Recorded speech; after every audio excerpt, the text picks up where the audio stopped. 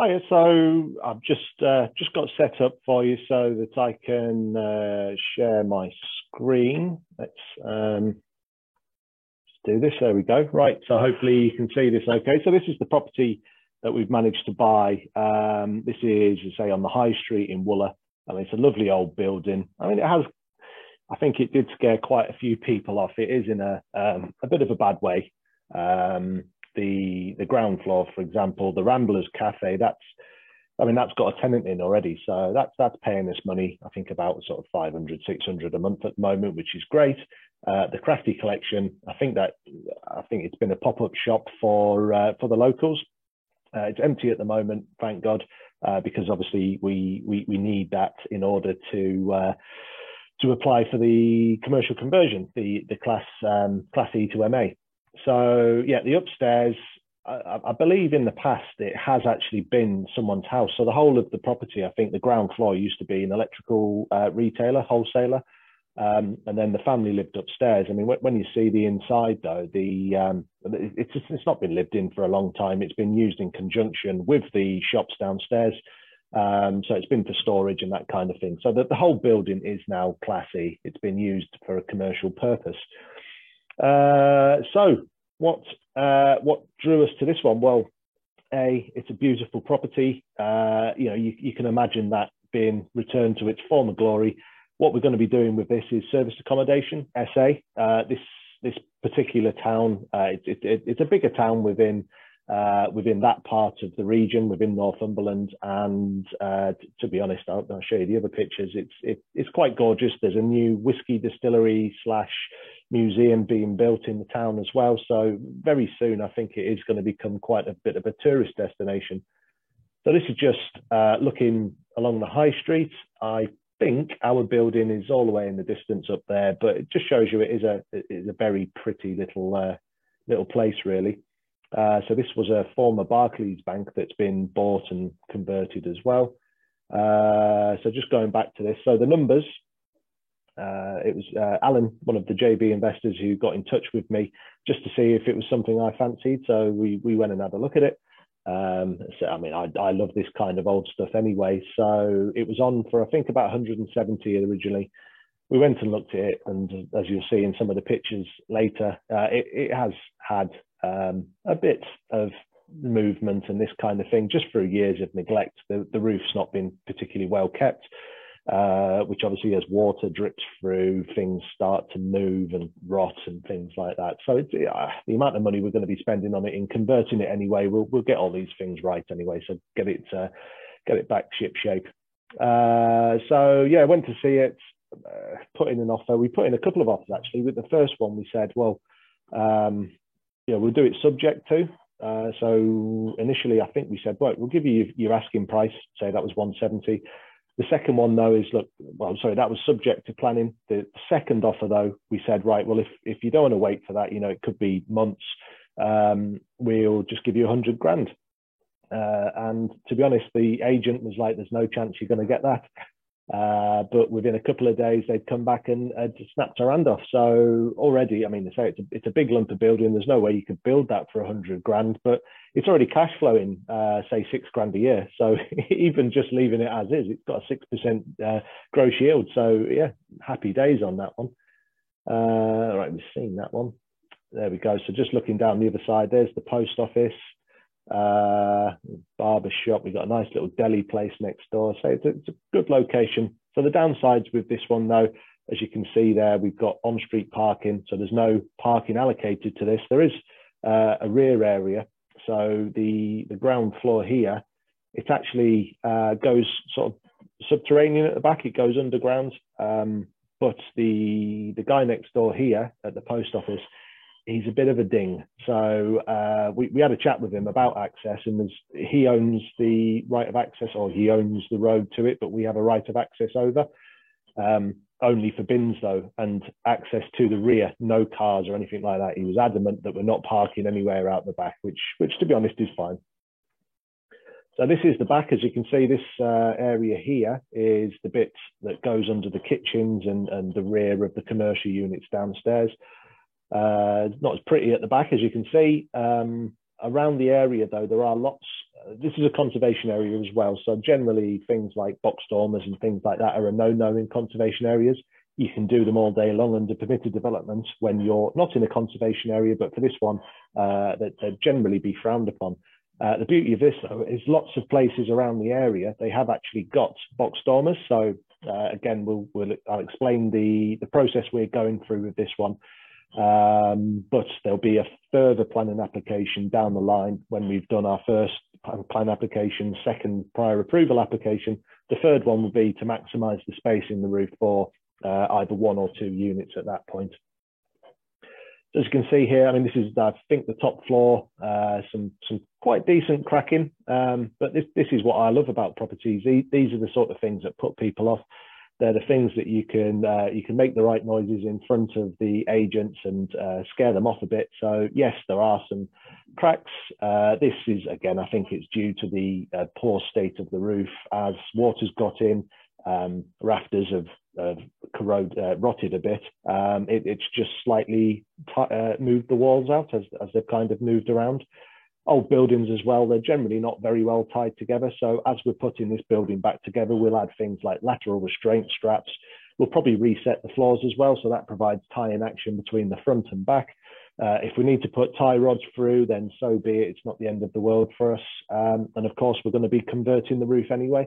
So probably it's all going to come off and we'll replace it. We'll see what we can salvage. But again, that's going to be tied in with restraint straps, tying the gable walls into the new rafters and the new trusses. So all of this kind of stuff, and these bits as well, these will be fixed with Helibar crack stitching kits. So that's where you cut out the mortar joints, these little twisted metal pipes, rods we'll call them, bend as well, so you can put them around corners. You resin anchor them in, re-mortar, and jobs are good. And so they go about, I think it's 0.5 metre either side of the crack. So this is the good thing about this one. When you kind of look up, there's such a lot of space within the roof that it's kind of crying out for conversion as well. And again, I'll explain why we're doing things the way we are doing when I show you the plans in a minute. I mean, it's a shame that, you know, we probably, well, again, we'll see. I mean, these rafters, obviously, they don't lend themselves to conversions very well. What you want is the attic trusses where you've got the 2 walls, you've got your rafters going like that with the ceiling. These, obviously, the big posts, the big king posts in the middle, they're going to hinder the layout potentially. So, yeah, it's a shame to lose them. Maybe we can introduce them somewhere else. I'm not sure. As you can see, lots of daylight, especially on the gable there. This was apparently repointed and had some of the issues fixed. But on speaking to some of the locals, the builder was something of a cowboy, let's say. So I don't know why nobody put the red up in the roof and had a look, but yeah, you can see why there's been some issues anyway. Right, so this is the ground floor, as I say, from, I'll see if I can get my pen on here. I found this little tool the other day. So the rear wall at the moment is about there. So all that area is underground. I mean, it needs replacing the roof on there. You know, it's a cost that we're aware of. So as you can see at the moment, the only way of getting in to the upper floors is to kind of go that way. Not ideal if you're trying to obviously sell these or rent them as holiday lets. You don't want people walking through a shop, whatever ends up being there, to get there. So we're going to have to kind of rearrange all this. We've already had a chat with the cafe owner. The idea being that we are going to, let me just get rid of some of these. We're going to kind of splay these new fronts and replace them. I mean, if you can remember the front elevation anyway, it's not a particularly nice shop front. It's not fitting of the conservation area. So we're going to be prettifying the building as well. I'll go back to this. Yep, so we're going to be splaying those, putting a little corridor, obviously party walls and all that kind of thing, through to there, blocking this off. And then that becomes the entrance through to the upper stories for the flats. The shops, they get their own. Sorry, I'm using my mouse to draw this, so that's why it's not very good. They get their little doors in anyway. That continues being a cafe. This continues being whatever it is. There's lots of lovely little curiosity boutiques and antique stores and stuff like that down this area. So fingers crossed we get someone in like that. Yep, so, well, that was just explaining what we're doing on the front. So, as I say, conservation area. Oh, what have we done here? So we'll be going for a planning application first. That will be to prettify the shop front and give us access to the rear. Now, we're not going to mention under the planning application that we are converting the upper stories. We want to avoid a planning application on this purely because we'll have to supply a lot more information. So when you go through planning, parking will become an issue. Things like bike stores we're going to have to provide, and there'll be a lot of questions around bin stores and things like this, which are not really mentioned in prior approval permitted development. So yeah, so the first one is purely to change the shop front, give us access to the upper floors that we're going to use as offices, honest. And then, so let's get rid of some of these. Oh, wrong one. So I'll go to the next one. So that will give us access to these. Let's see, it's, that's one office, I suppose. That's one office, right? The next stage, or sorry, within this application as well, obviously you saw the space we have in the roof. We're going to be adding roof lights, conservation style roof lights to front and back under the same application. Now, it would be nice if we could try and go for the dormers at this point, but I can imagine the planners going, well, if you're only using it for storage or this, that, and the other, why do you need dormers? So obviously you don't want to give too much information away early on, because we potentially end up giving ourselves some awkward questions from the planners. So yeah, first application, ground floor shop front, new access to the stairwell, loft Veluxes, conservation Veluxes, jobs are good one. So what other things do you have to look for when you're assessing these? So nowadays, the new changes, you need a minimum space. So the minimum space standards is 37 square meters if you're going to provide a one-bedroom apartment with a shower. Well, that needs to be 39 square meters if that's going to be a bathroom. I don't know why you need an extra 2 square meters for a bath, but that's what they put down. Before, with permitted development, you could just basically show the shape of a building and carve it up into however many flats without giving too much thought to window positions and that kind of thing. What you would do is carve it up, get your prior approval, go back to planning to then change the elevations, the fenestration to suit the layouts. With the new changes, you're not able to do that though. So this is why windows are becoming quite important. You can't just basically have one window and say, well, there's a one-bed flat there, when the window is serving a bedroom, a bathroom, a kitchen, a living room, all that kind of stuff. You're going to have to start finding properties with windows that suit the floor plans, really. So yeah, we can only use existing openings under the prior approval, which is why we're having to apply for the planning permission for the Veluxes in the roof. You can't just go around adding extra windows, otherwise you'll get your application kicked out. So as I've mentioned, this one's a conservation area as well. If we were to be removing any of these ground floor units, we would have to actually supply more information to justify that it's not going to have a negative impact on the conservation area. So on this one, obviously, what we're doing, the planning application, is so that we're not going to be removing a unit. And obviously, we don't have to explain that you need to go through a unit in order to get to the upper stories as well. So you can't use this Class E to NA with listed buildings, unfortunately. Maybe that'll change in the future, I don't know, but at the moment it's a no-no. Other things you have to be careful of is the noise. So that's the impact on the future occupants of the flats. If you're doing it next to a pub or a nightclub, that's obviously going to have a little bit of an impact on the standards of living for the future occupants. Also got to think about flooding. Is there a flood risk in the area? This one, even if it was in a flood risk, you can kind of justify it anyway. They're all on the upper stories. You're going to have to have some biblical floods in order to get your feet wet on the first floor on this one. And also thinking about transport, if that was a major road there and you were coming out straight onto it, then that's going to have an impact on the safety of the occupants as well. Right, so we've seen the plan. So there's the elevations as they stand. Can I zoom in a bit? So there's section. So this is, let me get my pen out again. Obviously, that's the ground level at the back.